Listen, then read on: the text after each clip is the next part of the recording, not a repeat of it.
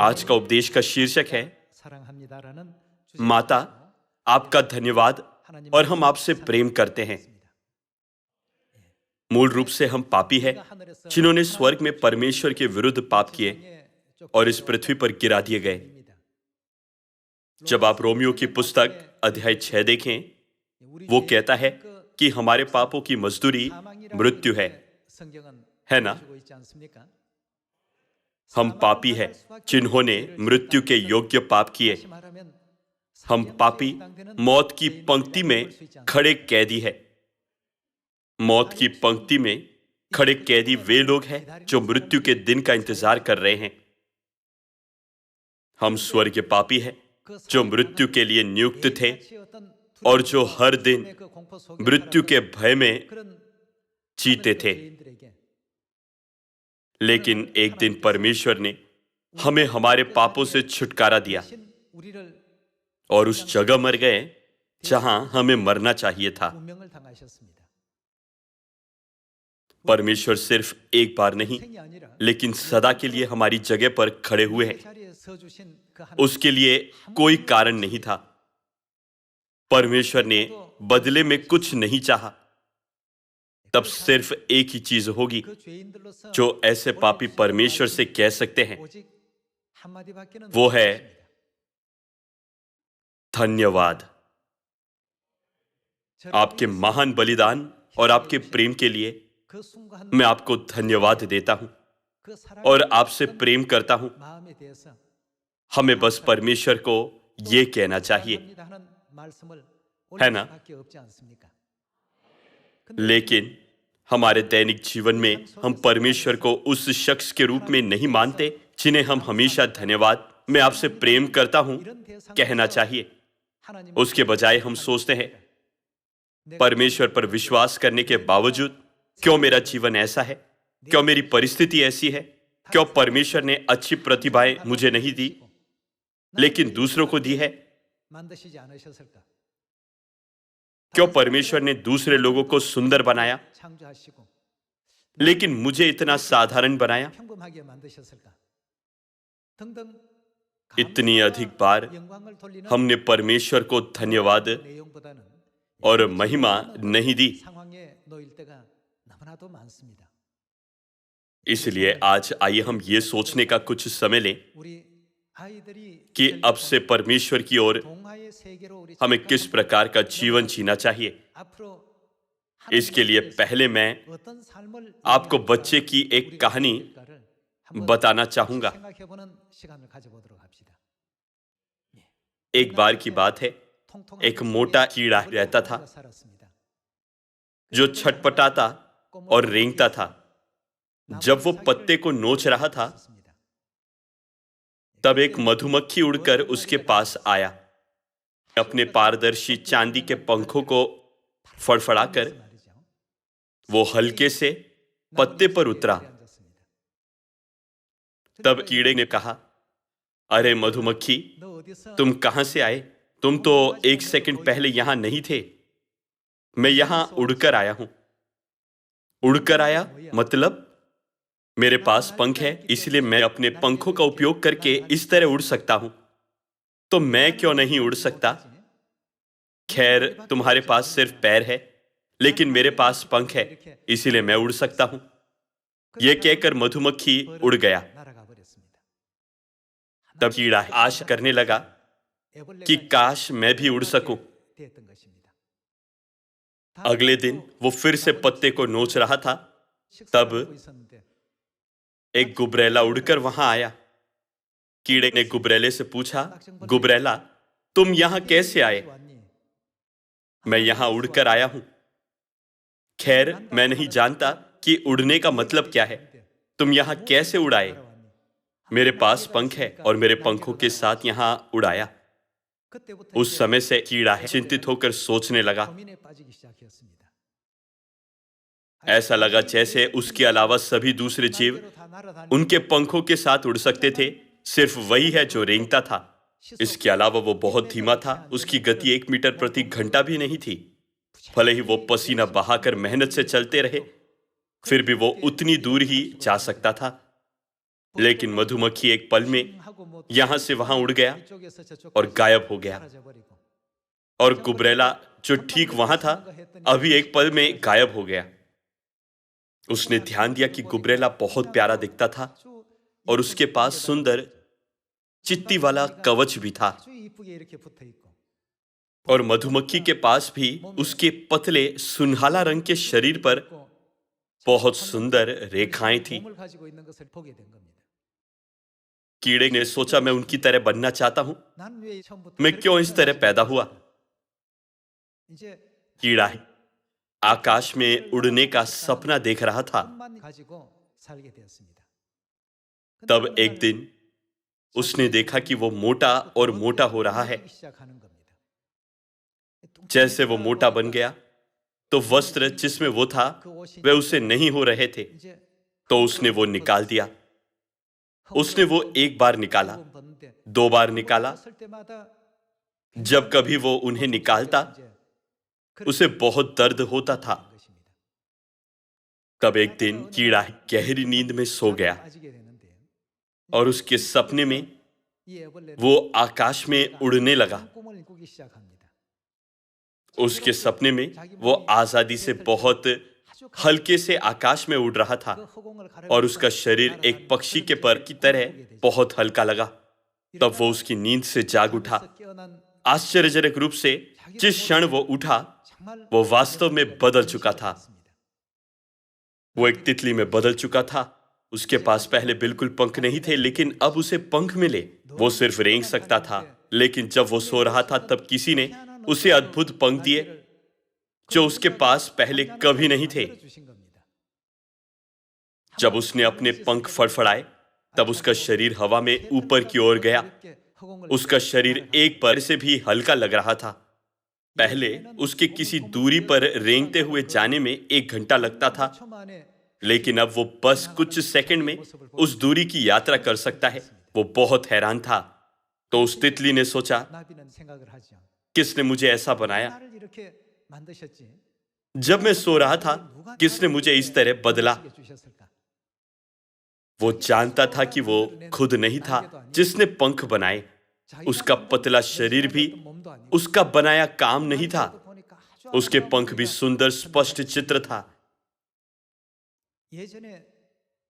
वो पत्तों पर नोचा करता था, लेकिन अब वो पूरी तरह एक अलग जीव बन गया था।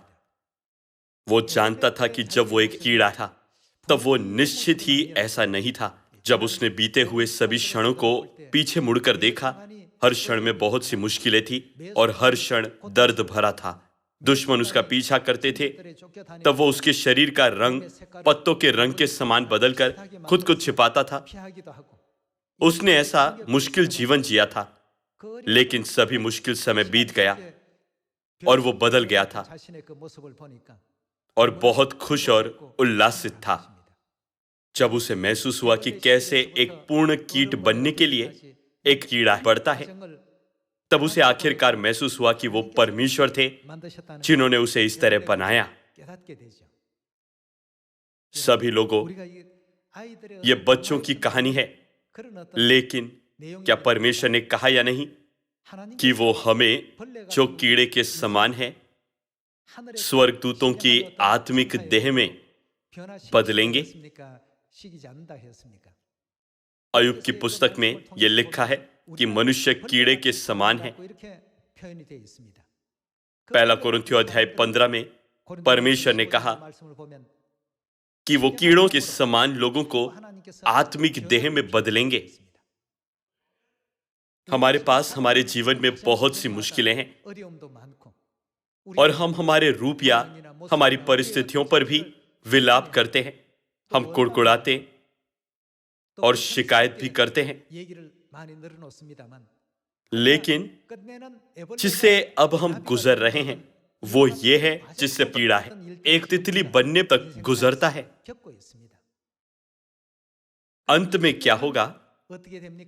परमेश्वर हमें स्वर्गदूतों की आत्मिक देह में बदलेंगे।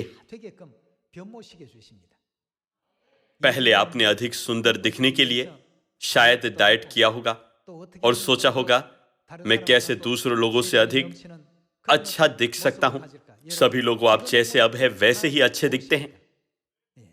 दूसरे लोगों के पास जो है उसे अपने मनों में अधिक मत रखिए। चाहे हम कितने ही सुंदर क्यों न हो, हम अभी भी परमेश्वर की आंखों में इल्ली की तरह दिखते हैं। लेकिन परमेश्वर हमें इतने अधिक सुंदर जीवों में बदलेंगे, है ना? इल्ली ने सोचा, किसने मुझे ऐसा बनाया? वो मैं नहीं था। वो ये खुद नहीं था जिसने सुंदर पंख, आंखें और प्यारा स्वरूप बनाया। वो किसने किया? अब हमें महसूस हुआ कि परमेश्वर हमें थोड़ा थोड़ा करके सुंदर जीवों में बदल रहे हैं। उस प्रक्रिया में हमारे जीवन में कुछ मुश्किलें और कुछ कठिनाइयां हो सकती है। दूसरे शब्दों में, जब हमारे लिए पुराना वस्त्र निकालने का समय है, तब कुछ पीड़ा और दर्द हो सकता है। इल्लियों को लंबे समय के लिए इल्ली के आकार में सोना पड़ता है, और उस क्षण में जब उन्हें उसमें से बाहर निकलना पड़ता है, उन्हें कड़ी कोशिश करके दर्द सहना पड़ता है। जब वे ऐसा करें तो आखिर में वे तितलियां बन सकते हैं, है ना? जब हम प्रकृति की सभी दृष्टि के द्वारा हमारे आत्मिक जीवन पर एक नजर डालें, तब हम पूरी तरह से परमेश्वर के प्रयोजन को समझ सकते हैं। पिता और माता से ये कहते हुए शिकायत करने की जरूरत नहीं है कि क्यों आपने मुझे ऐसा बनाया, क्यों आपने मुझे देवदार इल्ली की तरह बनाई। आपने दूसरे लोगों को अच्छा बनाया, लेकिन आपने मुझे क्यों ऐसा बनाया? जिस तरह आज हम दिखते हैं वो हमारा असली स्वरूप नहीं है, लेकिन ये हमें अधिक सुंदर स्वरूप में बनाने की सिर्फ एक प्रक्रिया है ना? हमें सोचना चाहिए ये बस एक प्रक्रिया है। अब समय आएगा जब मैं अपना असली रूप दिखाने के सक्षम होऊंगा, है ना? इस तरह हमें सोचना चाहिए। हम इस पृथ्वी पर पापियों के रूप में आए क्योंकि हमने स्वर्ग में पाप किया। तो हम पिता और माता से सिर्फ दो चीजें कह सकते हैं, धन्यवाद और मैं आपसे प्रेम करता हूं। इन दो शब्दों के अलावा कोई दूसरे शब्दों की आवश्यकता नहीं है। हमें परमेश्वर को महिमा और प्रशंसा देने की जरूरत है। शिकायत के शब्द बिल्कुल भी जरूरी नहीं है। हमारी शारीरिक देह बर्बाद हो रही है, लेकिन हमारे अंदर हमारी आत्माओं के बारे में क्या? हम दिन प्रतिदिन नए किए जा रहे हैं। बहुत जल्द परमेश्वर हमें पंख देंगे जिनसे हम उड़ सकते हैं। परमेश्वर हमें आत्मिक देह में बदलेंगे ताकि हम आजादी से इस तारे से उस तारे पर उड़ सकें। हमें चिंता करने की जरूरत नहीं है। इसीलिए आइए हम ज्यादा से ज्यादा हमारे स्वर्गीय पिता और माता से कहें, माता आपका धन्यवाद, मैं आपसे प्रेम करता हूं। पिता आपका धन्यवाद, मैं आपसे प्रेम करता हूं। छोटे बच्चे भी उस कहानी के बारे में बात करते हैं जो मैंने थोड़ी देर पहले बताई। आप जानते हैं, माताएं अपने बच्चों को कहानियां सुनाती है ना? माताएं इल्ली की भूमिका, गुबरैले की भूमिका और मधुमक्खी की भूमिका की तरह विभिन्न भूमिकाओं को निभाकर अपने बच्चों के लिए कहानियां पढ़ती है। एक बच्चे ने कहा, मां, वो जल्द ही तितली बनने वाला है। मैं नहीं समझता कि क्यों वो कहता है कि वह उड़ना चाहता है। एक बार अनंत स्वर्ग के राज्य में हमारे जाने के बाद हम महसूस करेंगे कि पृथ्वी पर हमारी क्षमता, हमारा हुस्न और हमारा पद सच में व्यर्थ और पूरी तरह बेकार था। जब हम स्वर्ग जाएंगे, हम उस कारण को महसूस करेंगे कि क्यों परमेश्वर ने हमें पश्चाताप करने को कहा और जोर दिया कि हमें पृथ्वी की वस्तुओं से अधिक स्वर्गीय वस्तुओं के बारे में सोचना चाहिए। वो हमारे लिए शानदार स्वरूप में बदलने के लिए था। अय्यूब अध्याय 25 वचन 5। देख, उसकी दृष्टि में चंद्रमा भी अंधियारा ठहरता और तारे भी निर्मल नहीं ठहरते। फिर मनुष्य की क्या गिनती जो क्या है? जो कीड़ा है, और आदमी कहां रहा जो केंचुआ है। कीड़े के लिए पतला होना या मोटा होना बेकार है, उसमें कुछ अंतर नहीं है। थोड़ा अधिक रूपवान या कुरूप, मजबूत या कमजोर होना, यह सिर्फ कुछ ऐसा है जो बस कीड़ों की दुनिया में मायने रखता है।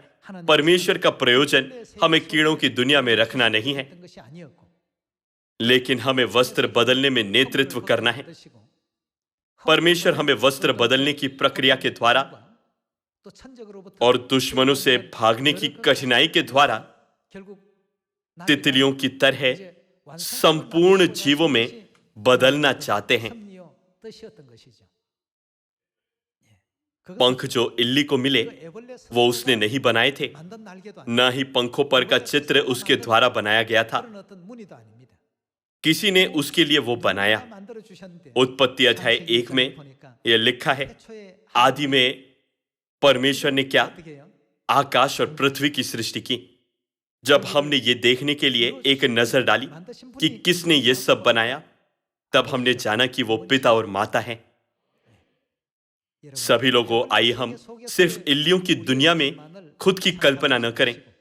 आइए हम सिर्फ समय के बारे में चिंता न करें जो बीतता जाता है। बजाय उसके आइए हम बलपूर्वक स्वर्ग के राज्य की ओर दौड़ें, आत्मिक देह पहनने के लिए। आइए हम पहला कोरिन्थियों अध्याय 15 देखें। पहला कोरिन्थियों अध्याय 15 आयत 50। हे भाइयों, मैं ये कहता हूं कि मांस और लहू परमेश्वर के राज्य के अधिकारी नहीं हो सकते, और न नाशवन अविनाशी का अधिकारी हो सकता है। देखो, मैं तुमसे भेद की बात कहता हूं कि हम सब तो नहीं सोएंगे, परंतु क्या सब बदल जाएंगे, और यह क्षण भर में पलक मारते ही अंतिम तुरही फूंकते ही होगा। जब लार्वा पतंगा बनता है वो एक पलक में बदलता है। जब तक तितली लार्वा भी तितली में बदलता है तो वो एक पल में बदलता है। वचन 52, क्योंकि तुरही फूकी जाएगी और मुर्दे अविनाशी दशा में उठाए जाएंगे, और हम क्या, हम बदल जाएंगे। क्योंकि अवश्य है कि यह नाशवन देह अविनाश को पहन ले, तब हमारा आकार अलग होगा। हमारी शारीरिक देह आत्मिक देह में बदल जाएगी, क्योंकि अवश्य है कि यह नाशवन देह अविनाश को पहन ले और यह मरणहार देह अमरता को पहन ले।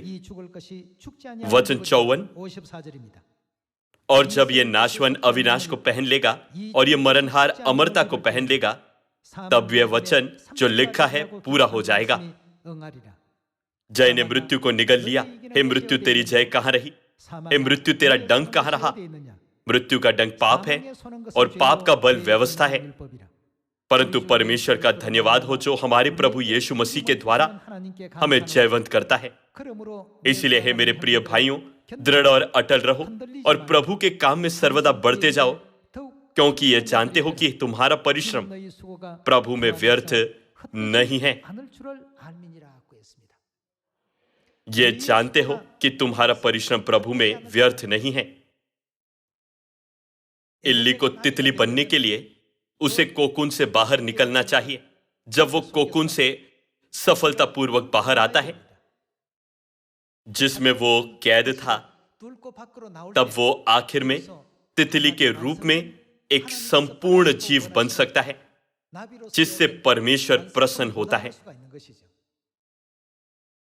हम भी स्वर्गीय जीव में बदलने की प्रक्रिया से गुजर रहे हैं। उसके लिए हमें बहुत सी चीजों का दुख उठाना होगा। कभी कभी हमारे पास कठिन समय होता है और सुसमाचार का प्रचार करना मुश्किल होता है। कोकून के लिए यह कितना आसान होगा यदि परमेश्वर कैंची से उसकी मोटी खाल की छोर काटे और उसे आसानी से बाहर आकर आजादी से उड़ने दे। लेकिन यदि वो ऐसी आसानी से बाहर आता, तब उसकी पंखों की मांसपेशियों में विकास नहीं हो सकता। जब वह बहुत बार फड़फड़ाते हुए छेद से बाहर निकलने का अपना पूरा प्रयास करता है, तब वह आखिर में एक संपूर्ण जीव बन सकता है। उसी तरह जब हम बलपूर्वक प्रयास करें, तब हम संपूर्ण जीव बन सकते हैं। पहला कोरिन्थियों अध्याय 15 के द्वारा परमेश्वर हमें जागृत करते हैं कि इल्ली के बारे में बच्चों की कहानी में भी हमारे पूरे जीवन की कथा शामिल है। तब हमें हमारे पिता और माता की ओर क्या करना चाहिए, जिन्होंने आज हमें यह जीवन दिया है? हमें धन्यवाद देना चाहिए। परमेश्वर ने हमारा जैसे आज हम हैं अस्तित्व बनाया है। हमारे परमेश्वर ने सिर्फ हमारी शारीरिक देह नहीं, लेकिन हमारी आत्मिक देह भी बनाई है। इससे अधिक यह है कि हम नहीं मरेंगे। हमारे परमेश्वर ने हमें उनका मांस और लहू वंशागत करने दिया ताकि हमें स्वर्गीय संतानों का पद मिल सके, जो स्वर्ग के राज्य की विरासत पा सकते हैं। हर दिन आइए हम कहें, माता आपका धन्यवाद, मैं आपसे प्रेम करता हूं माता, हमें पापों की क्षमा प्राप्त करने देने के लिए और हमें इतना बदलने के लिए जैसे हम आज हैं। हमारे परमेश्वर हमारे बदलने तक बहुत सी कठिनाइयों और दुखों से गुजरते हैं। इसीलिए पृथ्वी पर पिता और माता के सामने, जिन्होंने हमें स्वर्गीय संतानों के रूप में नियुक्त किया है, हम किस बात की शिकायत कर सकते हैं? इसीलिए पहला कोरिन्थियों अध्याय 13 कहता है, जब मैं बालक था तो मैं बालकों के समान बोलता था, बालकों का सा मन था, बालकों की सी समझ थी। ऐसा व्यक्ति कुछ नहीं, बस बालक के समान सोचता है। लेकिन यदि हम सियाना हो गए हैं तो हमें सियानों की तरह बोलना चाहिए, हमें सियानों की तरह सोचना चाहिए और हमें सियानों की सी समझ रखनी चाहिए। इस भविष्य सूचक युग में हम सभी को पहले ही से सियाना बनना चाहिए। अब हमारे लिए ऐसा भविष्य सूचक समय है कि हम सियाना की तरह बोलें, सियानों की तरह समझें और सियाने की तरह सोचें। हमें परमेश्वर के अनुग्रह में बदलने और स्वर्ग के राज्य में लौटने के लिए परमेश्वर सभी प्रकार की पीड़ाओं से गुजरते हैं। विभिन्न प्रकार की तितलियों के बारे में सोचिए, वे सभी आकार में और रेखाओं के चित्र में अलग है। ये ठीक ऐसा है जैसे सभी लोग आकार, चेहरे की दिखावट और शरीर के प्रकार में अलग है। मैं हमेशा आश्चर्य करता हूं, मनुष्य को बनाने में यदि परमेश्वर पाव रोटी की तरह एक पात्र में आटा डालते और एक एक करके मनुष्य को बनाते, तो मनुष्य को बनाना बहुत ही सुविधाजनक होता। उन्होंने ऐसा क्यों नहीं किया, लेकिन सभी लोगों को अलग बनाया। क्यों परमेश्वर ने इस मनुष्य को उस मनुष्य से अलग बनाया? इसे देखकर हम अनंत दुनिया, स्वर्ग के राज्य के बारे में बहुत जिज्ञासु होते हैं। क्या आप वहां जाना नहीं चाहते? पिता और माता ने आत्मिक दुनिया को कितनी सुंदरता से बनाया है। कीड़ों की इस दुनिया में भी आकर्षक दृश्यों के साथ बहुत सारी जगह है। बहुत से लोग उनका दौरा करने की इच्छा रखते हैं। तितलियों और पतंगे की तरह यदि हम सुंदर रूप में बदले और आकाश में आजादी से उड़े, तो ये दुनिया जिसमें हम रहते थे कितनी बेकार दिखेगी। आइए हम प्रकाशित वाक्य अध्याय 22 आयत 3 पर एक नजर डालें। फिर श्राप न होगा और परमेश्वर और मेमने का सिंहासन उस नगर में होगा और उसके दास उसकी सेवा करेंगे। वे उसका मुंह देखेंगे और उसका नाम उनके माथों पर लिखा हुआ होगा। फिर रात न होगी और उन्हें दीपक और सूर्य के उजियाले की आवश्यकता न होगी, क्योंकि प्रभु परमेश्वर उन्हें उजियाला देगा और वे क्या करेंगे? युगान युग राज्य करेंगे। फिर उसने मुझसे कहा, ये बातें क्या है? विश्वास के योग्य और सत्य है। प्रभु ने जो भविष्यवक्ताओं की आत्माओं का परमेश्वर है, अपने स्वर्गदूतों को इसीलिए भेजा कि अपने दासों को वे बातें जिनका शीघ्र पूरा होना अवश्य है दिखाएं। स्वर्ग के राज्य में कोई शाप न होगा, वहां मृत्यु न होगी, न शोक रहेगा, लेकिन सिर्फ उमड़ती खुशी, आनंद, आशा, सुख और अनुग्रह होगा।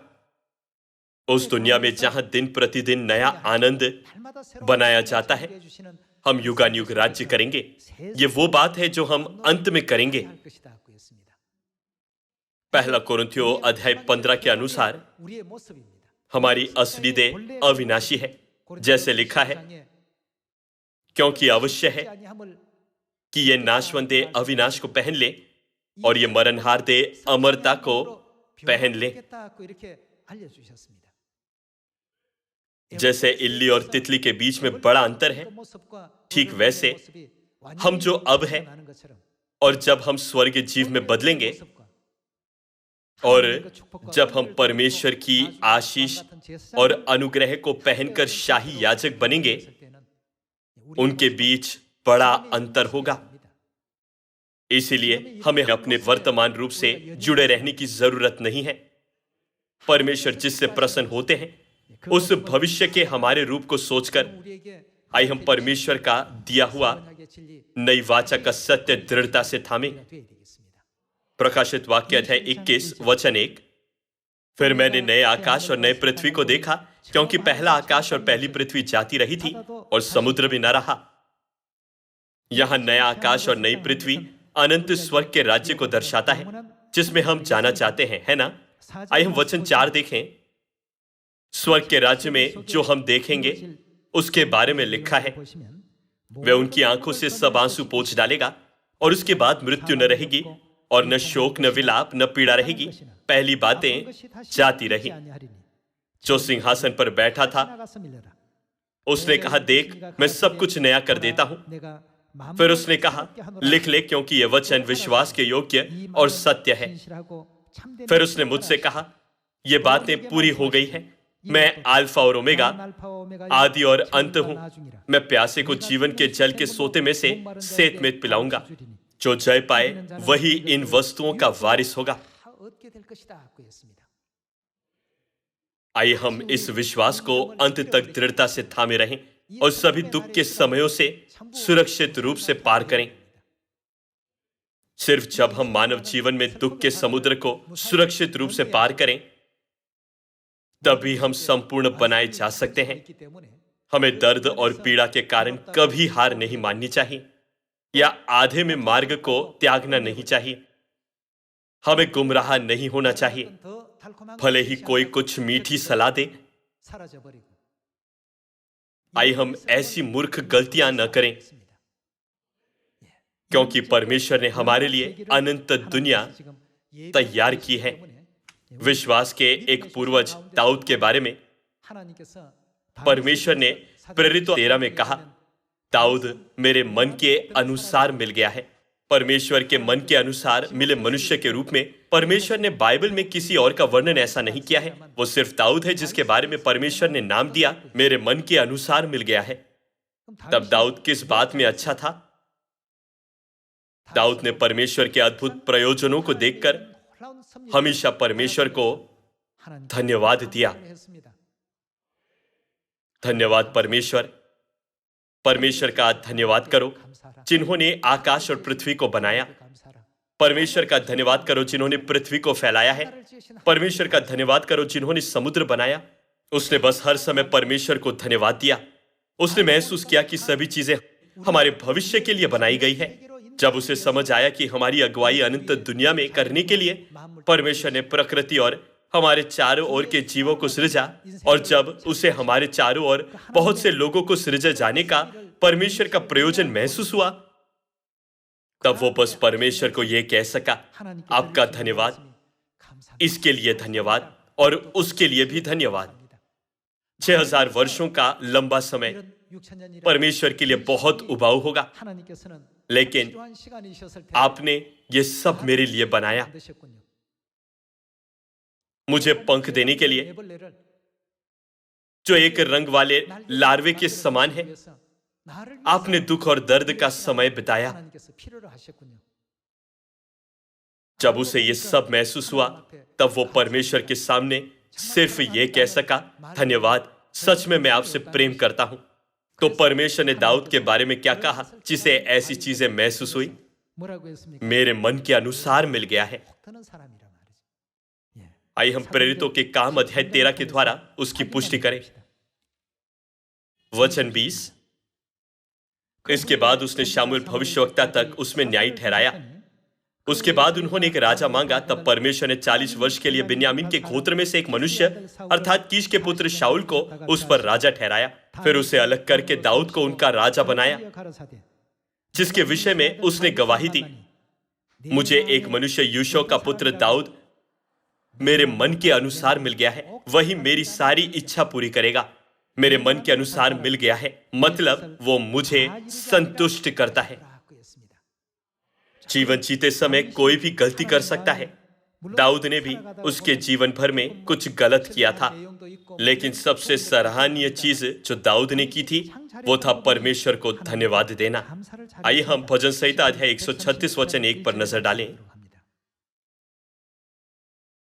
यहोवा का धन्यवाद करो क्योंकि वो भला है और उसकी करुणा सदा की है। जो ईश्वरों का परमेश्वर है उसका धन्यवाद करो, उसकी करुणा सदा की है। जो प्रभु का प्रभु है उसका धन्यवाद करो, उसकी करुणा सदा की है। उसको छोड़कर कोई बड़े बड़े आश्चर्य कर्म नहीं करता, उसकी करुणा सदा की है। उसने अपनी बुद्धि से आकाश बनाया, उसकी करुणा सदा की है। उसने पृथ्वी को जल के ऊपर फैलाया है, उसकी करुणा सदा की है। उसने बड़ी बड़ी ज्योतियां बनाई, उसकी करुणा सदा की है। दिन पर प्रभुता करने के लिए सूर्य को बनाया, उसकी करुणा सदा की है। और रात पर प्रभुता करने के लिए चंद्रमा और तारागण को बनाया, उसकी करुणा सदा की है। चाहे कुछ भी हो, दाऊद ने हमेशा परमेश्वर को धन्यवाद दिया। मुश्किलों में भी जिसका उसने सामना किया उसने कहा धन्यवाद, क्लेश में भी उसने कहा धन्यवाद। यह इसीलिए क्योंकि वो जानता था कि मुश्किलों और क्लेश के बाद परमेश्वर की आशीष अवश्य आएगी। यदि हम परमेश्वर के सृजे सभी जीवों पर बारीकी से नजर डालें तो हम देख सकते हैं कि सभी चीजें फूल और फलों को उत्पन्न करने के लिए मुश्किलों से गुजरती हैं। हर किसी के पास मुश्किल है, लेकिन आइए हम सिर्फ दृश्य वास्तविकता को न देखें, लेकिन हमारे भविष्य के बारे में सोचें, जब परमेश्वर हमें उसके द्वारा परिपूर्ण जीव बनाएंगे। और आशा रखते हुए आज भी माता को धन्यवाद दें। भले ही हमें बहुत जटिल और मुश्किल परिस्थिति में डाला जाए, लेकिन वो एक निश्चित प्रक्रिया है जिससे परमेश्वर हमें परिपूर्ण बनाते हैं। संपूर्ण बनाने के लिए इस व्यक्ति को इस प्रक्रिया की जरूरत है और उस व्यक्ति को उस प्रक्रिया की जरूरत है। हर व्यक्ति को प्रक्रिया की जरूरत है, लेकिन हर कोई अलग अलग प्रक्रिया से गुजरता है। आज आइए हम फिर एक बार स्मरण करें कि क्यों हमें माता की जरूरत है और क्यों माता परमेश्वर हमारे साथ है। भाई और बहनों, जब हमारे पास कठिन समय होता है, जब हम मुश्किल में होते हैं या जब कभी हम सुसमाचार का प्रचार करने की प्रक्रिया में किसी मुश्किल स्थिति का सामना करें, तो आइए हम हमेशा परमेश्वर के बारे में सोचें। यदि हम परमेश्वर के बारे में सोचें तो हम ये भी सोचेंगे कि हम जल्दी से बदलने वाले हैं। यदि हम सभी क्लेश से गुजरें तो स्वर्ग का राज्य ठीक हमारे सामने होगा। जिनके पास स्वर्ग के लिए कोई आशा नहीं है वे पृथ्वी पर व्यर्थ जीवन जीते हैं, लेकिन हमारे पास जाने के लिए स्वर्ग का राज्य है। आइए हम हमेशा स्मरण करें कि हमारे पास स्वर्ग का राज्य है। आज भी आइए हम कहें, स्वर्गीय माता धन्यवाद, हम आपसे प्रेम करते हैं। सिर्फ मेरे परिवार की देखभाल करना काफी मुश्किल है, तो आपके लिए बिना आराम किए दिन और रात दुनिया भर में सियोन की संतानों की देखभाल करना कितना अधिक कठिन होगा। आपने कितना अधिक दुख उठाया है। आपका बहुत बहुत धन्यवाद। अब हमें सियोन के लोगों के रूप में सियाने की तरह अनुग्रह पूर्वक बोलने, सियाने के समान मन और सियाने के समान समझ रखने में सक्षम होना चाहिए। और आइए हम एकता में कार्य करें ताकि पिता और माता कह सके, ये क्या ही भली और मनोहर बात है। उस सुंदर एकता में आइए हम दुनिया में लोगों को जीवन के शुभ संदेश का प्रचार करें। मैं आज का उपदेश समाप्त करना चाहूंगा। आपका बहुत बहुत धन्यवाद।